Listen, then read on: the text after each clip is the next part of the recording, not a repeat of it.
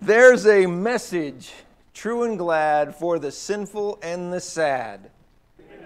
Ring it out. Thank you. We have been talking the last few Sunday nights about ringing out the message, the various ways that we as this congregation can ring out the message, the great message of the gospel of Christ, the great message of His love for us, the message of salvation through His Son. And we've talked a lot about the fact we all agree. We all agree this is something that has to be done. The question is, what are the hows? How are we to do this? There are so many different aspects, so many different ways that we can do this. And we have looked through the book of Acts, and we have looked at a couple of different examples of things that we can copy, things that we can do, and we can also ring the message out. We talked the first Sunday night about the idea of simply inviting people in here, which is, kind of seems to be like the least talked about evangelistic effort or method, because it's so simple, but we know it worked. We looked at Acts chapter 2 where there was a gathering of believers and a sermon was preached. There was a gathering of people who had a faith, had a desire to know God better. They just needed to be taught the entire message. And a sermon was preached. And lives were changed. Day of Pentecost, 3,000 were added that day because a sermon was preached. So first thing we can do when we take this step of bringing the message out, the easiest thing we can do, just invite people to come with you, to hear a message, to hear the message being rung out. Then we talked last week about taking the message abroad, ringing the message out in all over the world, literally, and the idea of going into all the world. And we talked about Richard and Lori and the work that is being done there in Cameroon. We talked about the work in Guatemala rather extensively. And we talk about the work not only overseas, but you think of like Ukraine, but not just there. We talked about the Manuelito Children's Home and Mountain States Children's Home, places that are not necessarily abroad, but are places we have to go. We have to make the effort to get there. And how vital that message is, or how vital that effort is to get out of our comfort zone, to go to some place where they also need to hear that great message. Well, tonight I want to talk about the last idea in this of taking this message, ringing this message out. I want to talk about the idea of taking it to where the people are. Taking it to the people in a way that is going to be common for the people, maybe not for us. So if you would open your Bibles to Acts chapter 17, we understand that sometimes people are going to be a little reluctant to come into a church building. I mean, if you're going to talk to your neighbor, talk to your coworker and say, hey, I want you to come to church with me, some people will say, yeah, okay, I'll try that. But some people say, and you always hear the same thing, well, if I walk into a church building, what's going to happen? Roof's going to cave in. Well, yeah, it hasn't fallen on me yet, so you're probably safe. But some people are just reluctant to come into a setting where it's unfamiliar. They're not going to understand what's going on. They don't know. And part of that is a lot of people think of any sort of worship service as they kind of envision the high church idea that are we going to be kneeling and standing and crossing ourselves and all this stuff. When you try and explain, well, it's very simple. We have a very simple worship. But some people just say, no, I don't want to go. I don't want to be a part of that. So how do we get the message to them in a non-confrontational way, in a way that they're comfortable with, in a way that we can still take the gospel message, we can still ring out the message, but do it in a way that is okay and comfortable for that individual, not for us. It's okay for us to come here. I mean, we're comfortable doing this, but some people aren't. So how do we get the message to them? So that's what I want us to look at tonight. But first, I want us to review one last time these things that I've called the first principles. These ideas that go along with whatever evangelistic method you plan on using, whatever approach you want to take, whether it's inviting somebody or going into another country or whatever. These three ideas we have to keep with us every time. And like I said, we've talked about these the last couple of Sunday nights, but it's worth reiterating. Number one, we cannot prejudge hearts. We don't know. We don't know who's going to listen. We don't know who's not going to listen. Our job is just to spread the seed. Our job is just to share the message. And we'll actually see that with Paul this evening. We can't assume who will and won't listen. Our job is just to share. Number two, we have to also remember that Jesus Christ can change those hearts. We don't make a judgment on them. No matter how good, how bad the person seems to be, we think they are, whatever, we know that Jesus can change them. We know that Jesus can do, we read it in 2 Corinthians 5:17, that behold, if you're in Christ, what are you? Everything's new. A new creature, a new creation. So we don't determine whether the message will or won't become implanted, because we know that Jesus will do that. And finally, we have to remember the gospel has not lost its power. No matter what the world tells us, no matter what we hear, what we think people think, it goes back to judging hearts. We have to remember the gospel has the power. We have to remember Hebrews 4:12, that it is living and it's active and it's sharper than any two-edged sword. And Romans 1:16, we have to remember that the gospel, that we're not ashamed of the gospel. We're not going to change it. We're not going to hide it. We're not going to camouflage it. We're going to just give it to people because it is what? It is God's power unto salvation. So those rules apply no matter what method we use, no matter what direction we want to go, even when it is us going out of where we're comfortable and going to where the people are. So let's look at Acts chapter 17. This is maybe a familiar setting. This is Paul is in Athens. And this is where Paul takes a message to a group of people that you might not think he'd spend time with. He is in Athens waiting for Silas and Timothy. He's had to leave the area where they were, and he comes to Athens, and it seems like he's just kind of there on his own for a while. Excuse me. Look at verses 16 and 17 as we begin this section. Now, while Paul was waiting for them, Silas and Timothy, at Athens, his spirit was provoked within him as he saw the city was full of idols. So he reasoned in the synagogue with the Jews and the devout persons, and in the marketplace every day with those who happened to be there. Yes, he spends time with like-minded people. He spends time in the synagogue with people he's comfortable around. But look where else he goes. He goes out into the marketplace where the people are. People who are different from him. People who have a different approach to religion. People who have a different approach, certainly, to God, as we'll see in just a moment. But he goes into the marketplace because that's where the people are. And look what happens.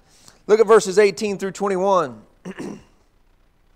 Some of the Epicurean and Stoic philosophers also conversed with him, and some said, what does this babbler wish to say? Others said, he seems to be a preacher of foreign divinities, because he was preaching Jesus and of the resurrection. And they took him and brought him to the Areopagus, saying, may we know what this new teaching is that you are presenting? For you bring some strange things to our ears. We wish to know, therefore, what these things mean. Now all the Athenians and the foreigners who live there would spend their time in nothing except telling or hearing something new. So these are people who like to talk and listen to other people talk. They want to hear ideas. They want to hear new thoughts. And Paul says, that's where I want to be. I'm going to throw myself right in the middle of that. Even if they're going to call me a babbler. And they say, we don't get what you're talking about. We don't understand what you're saying, but we're willing to listen to something more. If you'll come to where we like to be. You come sit in the Areopagus. Come sit on Mars Hill in this forum where we're comfortable, where we go all the time. That would make me uncomfortable. That would make a lot of us uncomfortable. If people were to say, we want to hear your message, but you're going to come into our house. I mean, that's kind of the sports figure of speech. You come into our house and share your message, we'll listen. We're not going to come to where you are. But Paul says, okay, let's go. And he goes to where they're going to be. And it's interesting when you see who's here. These are the Stoic and Epicurean philosophers. I told my family the other night at dinner that I started this sentence and I said, I don't mean this to sound as nerdy and pompous and arrogant as it sounds, but I've been reading a lot about Stoic philosophy and philosophers lately. And the word nerd just appeared on my forehead as I said that. But I've found some articles here a while back, and it's very interesting to me. But the Stoics and Epicureans were like rivals. They didn't like what each other had to say, but they would listen to each other. And it was all different philosophy, very, I guess you'd say, irreligious, because it was more about self. It was more about how I can do this and I can do that. But what does Paul not do? He does not prejudge hearts. He goes, I'll go talk where these guys are. I'll go share my message right in the middle of these people who the average Christian of that day would probably go, the Stoics and Epicureans? No way they're going to listen. No way. And Paul goes, well, let's give it a shot and see what happens. So Paul goes right to where the people are. And then he goes on to share this message. Now, think about, and like I said, we might be kind of familiar with this message, but think about where he starts. Where does he start? I don't just mean verse 22, but I mean, where does he start with them? He compliments them. He says, hey, I see that you're really religious people. I see that you guys really believe in something. He starts with a compliment. He starts with a commonality. He says, I'm a religious guy too. I see you're religious. Let's talk about that. He just asks them to talk. I mean, he's doing the talking, but he's asking them just to listen because this is what they do. They just exchange ideas. And he goes on, as like I said, you might be familiar, he goes on to talk about this God that they just don't know yet. He says, I was walking around and I even saw this statue that you have, an idol to the unknown God. Well, I'm going to introduce you to that God, and then you can throw all these other ones away. Because once you know that God, you'll be done. I mean, he doesn't say that. Don't look for that. It's not really there. But that's the idea. So he begins in a familiar, comfortable spot with them and then begins to share with them something that they need to hear. But he does it in a way that's easy for them to listen. Look what he says. Look at verses 26 through 28. And this is in the middle of his message. He said the God isn't served by men's hands. He doesn't need temples. He doesn't need all this stuff that you're putting up. In verse 26, and he says, and he made from one man every nation of mankind to live on all the face of the earth. He says, you and me, even though we're different, we're alike because God made all of us. He's finding a common ground. He's finding some commonalities. On the face of the earth, continuing in verse 26, having determined allotted periods and the boundaries of their dwelling place, that they should seek God and perhaps feel their way toward Him and find Him. Yet He is actually not far from each one of us, for in Him we live and move and have our being, as even some of your own poets have said, for indeed we are His offspring. He tells them that this God that you don't know wants you to come look for Him. He wants a relationship with you. Go look for Him. Come find Him. That He's there and He's ready for the relationship. He's ready to start this with you. That He wants to be found. And look at verse 28. He literally speaks their language. He talks to them about, he quotes from their own poets. That would make the guy sitting in the audience go, hey, he gets me. He's coming to my territory. He's stepping into things that I'm familiar with. So Paul is finding common ground. He's quoting from their own scholars, their own poets. He's making it familiar with stuff that they hear all the time. But what's he doing? He's telling them about God. He's ringing out the message. And see, we can do the same thing. We can model just what Paul does here. We can find common ground with people around us. We can find a common area, if you will, where both sides can be comfortable, and we can ring out the message. I want to share with you 4 ideas that I borrowed from a guy named David Platt. This is a denominational guy, but he has some great ideas about outreach. And this is almost kind of has a business sense feel to it, but I just thought these were really good ideas he had here. He's talking about ways to reach out to the people around us. Number 1, he says we need to discover opportunities in unusual places. It's common in our area for people to show up at your door once in a while, dressed well, carrying a book of some sort, wanting to talk to you about religion. And a lot of people see that coming, see that happening, either don't open the door or go, no. The point here is find something unusual. Find a different approach. Find a way that somebody might just go, I don't know what this is, but I want to see what it is because it's something I've never seen before. He says, see what others don't see. Focus on what creates a new experience for the user. His idea is the visitor coming into your worship service. But discover opportunities in unusual places. Take on projects that others would avoid. But what he's saying is try something new once in a while. Try something you never tried before. Number 2, he says, be structured, but be inventive. In other words, know what your message is, know what your plan is, but come up with a unique way to share it. Come up with a way that isn't, this sounds so bad, that isn't the same old thing. The same old thing's fine because it works. But he's saying, try something. Be inventive. Be creative. Number 3, he says, don't get distracted by obstacles, especially when you think of trying something you never tried before.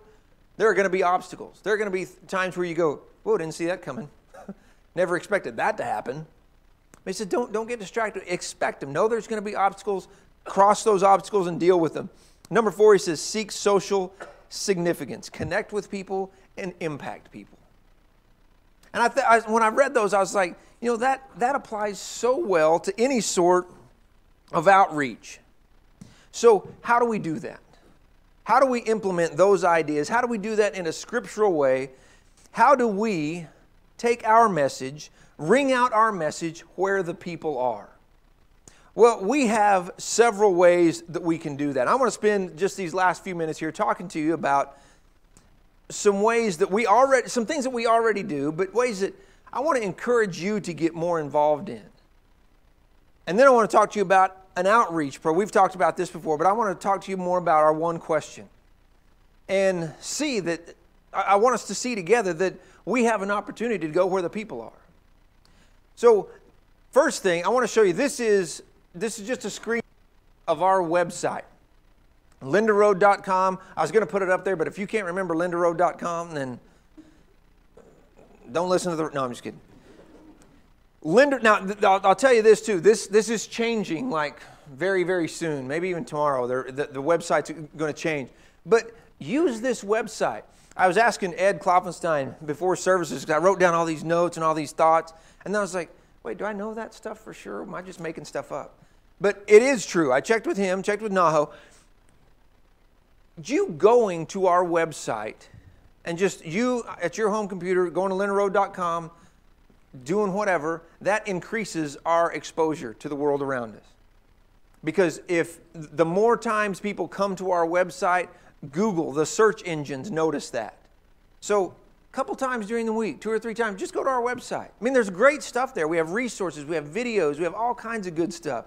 Stuff that is just for us as members, the bulletins, all that kind of stuff. But just go once in a while, because it increases our exposure to the world around us. And share this. Share our website with people. I mean, we have cards out there with our web address on there. Just give them to people sometimes. Somebody asks you something about your faith, asks you something about religion. Say, here's our website. Check it out. There's all kinds of resources on there. So that is really kind of just our basic website. Again, linderroad.com. You can't miss that. Then this is our Facebook page, Linder Road Church of Christ Facebook page. That, again, is pretty easy. Just search Linder Road Church of Christ. You're going to find the page. We also have a care group page. We have a team group page. But this is just our main page. I know there's some people who say, I just don't do Facebook. Well, if you're a parent and you have a kid on Facebook, do Facebook. I mean, that's just kind of a side note. I mean, a lot of kids, a lot of these guys at this age, teenagers, are moving away from Facebook. But if you have kids on Facebook, parents, be on Facebook. Learn how to use it. And even if you have no interest in it, let me encourage you just to try it. If nothing else, to go to our Facebook page and like our page. Because again, that increases exposure.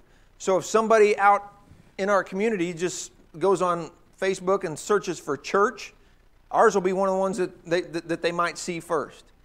It's just that idea of the more times people are there, especially if you like it. If you, and by like it, for those of you who don't know, I'm not just saying, I like that. There's a thing you click that says like. You don't just think it. I like that. There, now the world knows. No. You have to actually click the button, the like button. See right here. Boot. You have to click the like button. And when there's something posted from Linder Road Church of Christ, like that, share that. I mean, what we've started doing with some of the posts that we put up, we even put please share. Share it to your page. You know, put it on. When I say that, let me just, again, kind of a tutorial.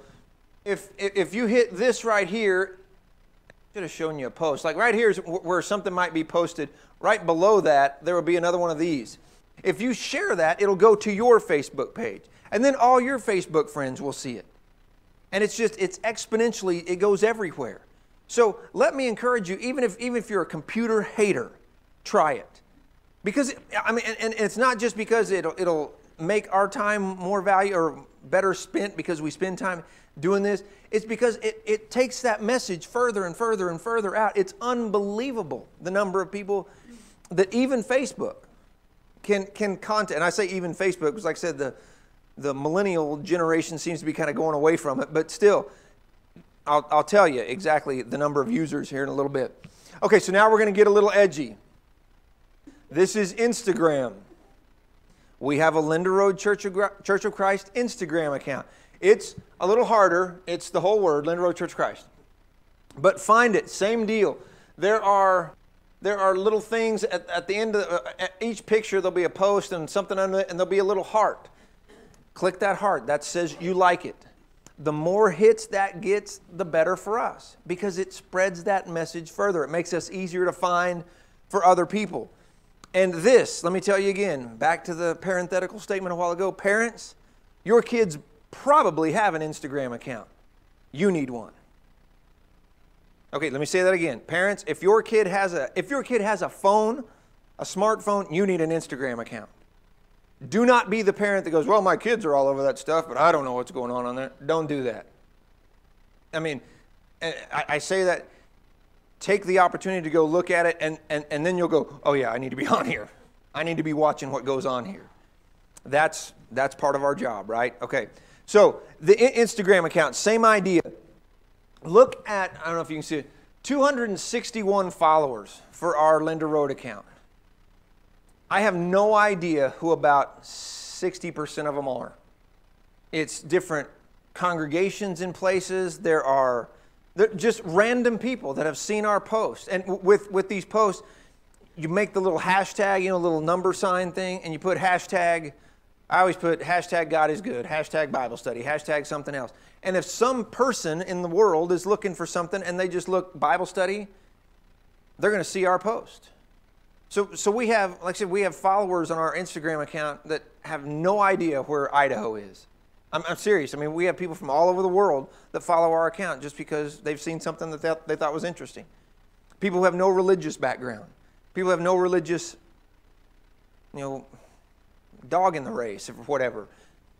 People just see this stuff and they're interested and they like it and they follow it. And what's our end game? Bring the message out. And it's an easy way to do it. Okay, again, a little more edgy. Maybe not as much. This is our Twitter accounts. If you're not a Twitter person, all these things, let me encourage you to do this. It's not hard. There's nothing to it. You just make up a name, put your post, and I don't care if you ever post anything. Come look at our stuff.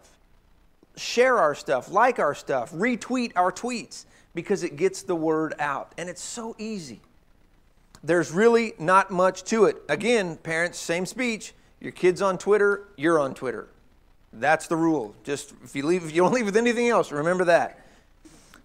So those are like the three social media giants: Facebook, Instagram, and Twitter. And again, I know some of you are like, I don't want to do that. I don't care. Check it out because it's easy evangelism. Because you hit like, you hit share, and it goes to several people, which then goes to several more people. It's a piece of cake. It's the easiest thing you can do. This is a Google search. Now, again, everybody can do this. You got a computer at home. Go to google.com, go in that middle bar and search Linder Road Church of Christ. And then you pull up. It'll be over here in this corner. Whoop, go back. Whoop. It'll be over. Hey. Who's in charge here? It'll be over here. And you can find the review thing. Click the review and leave a review. Because the more reviews we get, the more Google notices us. And the higher up we get on the search page. And like I said, I know some of you are thinking, this is ridiculous. But it's just the easiest thing in the world. And it gets our name, which gets our message out in front of hundreds and hundreds and thousands of people. So go on Google tonight when you get home, look us up and leave a review. Look, this guy right here, he left one. Wouldn't it have been terrible if I'd left like 3 stars? I probably wouldn't have showed it. And then this is one more. This is Yelp. This is one we haven't really developed really well yet, but it's the same kind of deal. It's the yellow pages. That's what Yelp is. But somebody's looking for a church home, place to visit.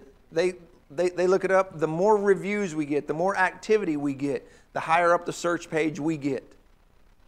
It's easy. It's evangelism from home. You can sit in front of your computer in your jammies and you can be evangelistic. It's just that easy. Why do we do this? Is it because, we like computers, we want to do stuff on our phones? No. That's part of it, yes. But it's so much more. It's a way to get a message to people who might not ever see the message. It's where the people are. Now, let me read you this. This blew my mind. I had no idea. And like I said, I'm kind of into some of this stuff, but I had no idea about this. Facebook. When I say why do we do this, it isn't so you can see your in-laws' birthday party. That's part of it. That's what we do with Facebook. We see our family, we connect with people, we see what people had for lunch the other day or whatever. But listen to the numbers.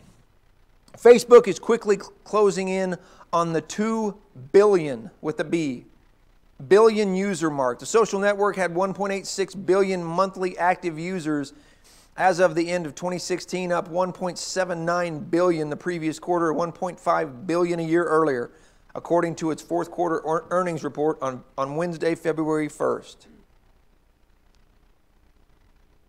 Where else are you going to get in touch with 2 billion people from your living room?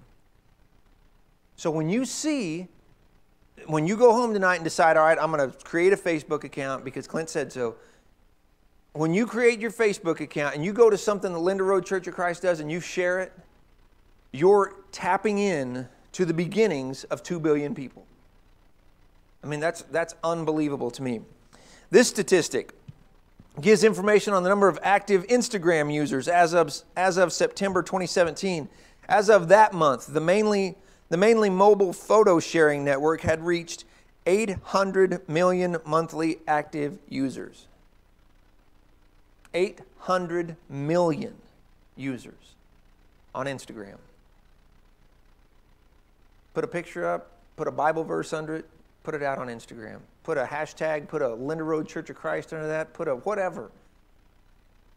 Who knows? Who knows where it's going to go? This statistic shows a timeline with the amount of monthly active Twitter users worldwide. As of the fourth quarter, see, Twitter's the weakling of the bunch. As of the fourth quarter of 2017, the microblogging service averaged 330 million monthly active users. It's a lot of people that you can just send a message out. And is it going to get to all 2 billion people on Facebook? No, we get that. But think of where it can go with not very much effort. So those are some things that you can try, that you can do individually, that you can try at home. Try this at home. Experiment with it. It's like I said, it's not hard to figure out, and it can have an incredible impact.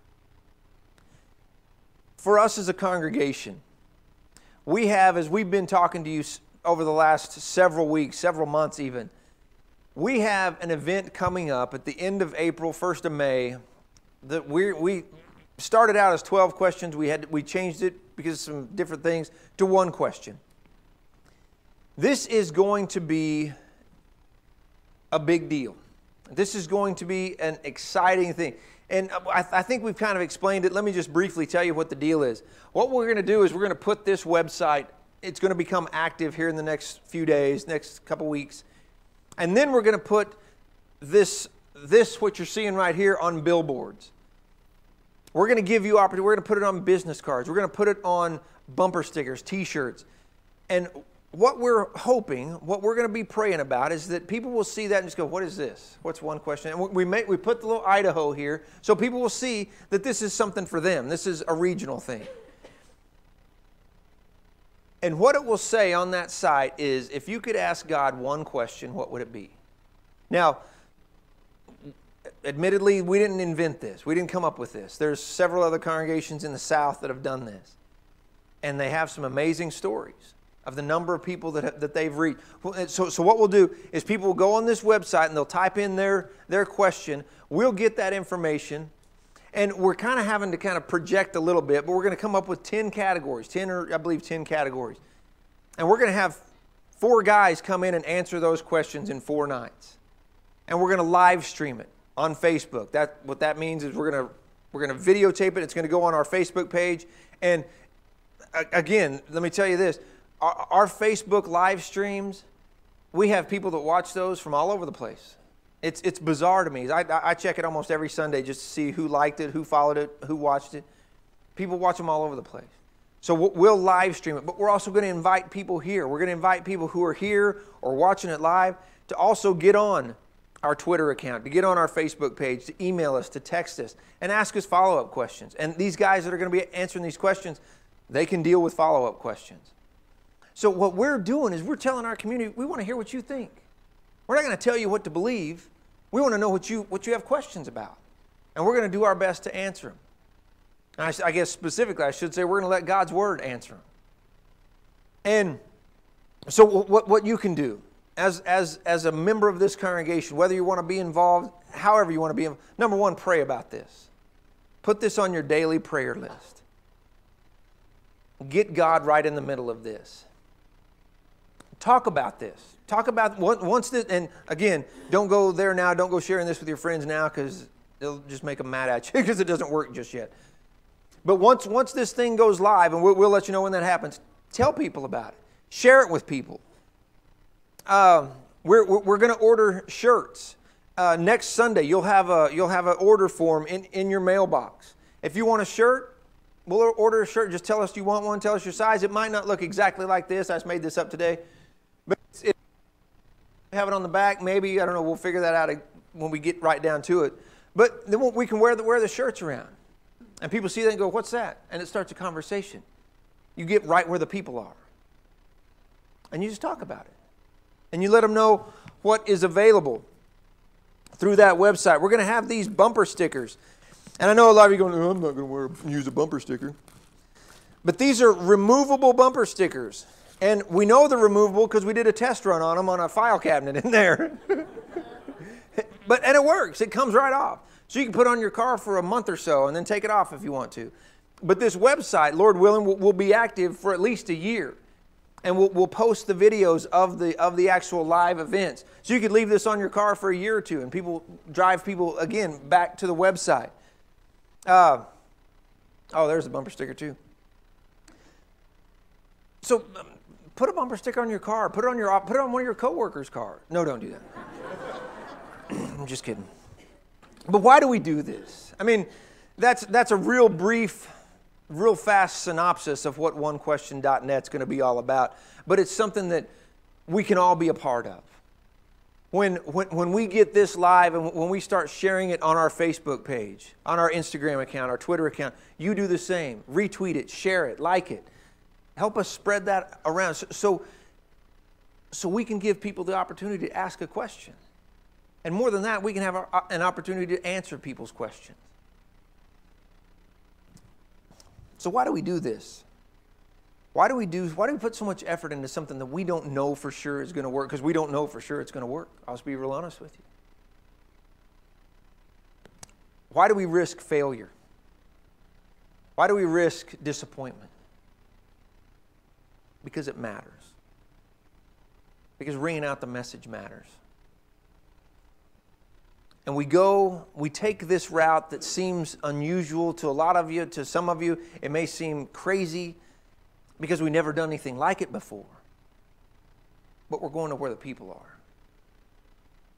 We're going on the internet. We're going into social media. And I'll tell you the truth, those places are the new marketplace. Where Paul goes into the marketplace because that's where the people are, the internet. Social media, that's the marketplace. That's where the people are. We're not going to hide who we are. We're not going to pretend like we're somebody that we're not. We're not going to soften our message by any means. The message isn't going to change. It's the exact same thing that happens with Paul. Paul gets in the middle of all these people. He gets in the middle of an unfamiliar crowd. He doesn't change his message. Look what he says. Back in chapter 17. Verse 30 says, the times of ignorance God overlooked, but now he commands all people everywhere to repent. Because he's fixed a day on which he will judge the world in righteousness by a man whom he has appointed. And of this he has given assurance to all by raising him from the dead. Paul doesn't change the message. Paul doesn't hide the message.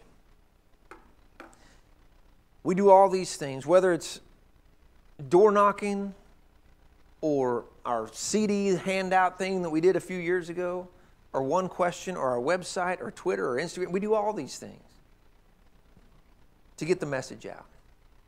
A message, yes, a message of judgment, a message of repentance.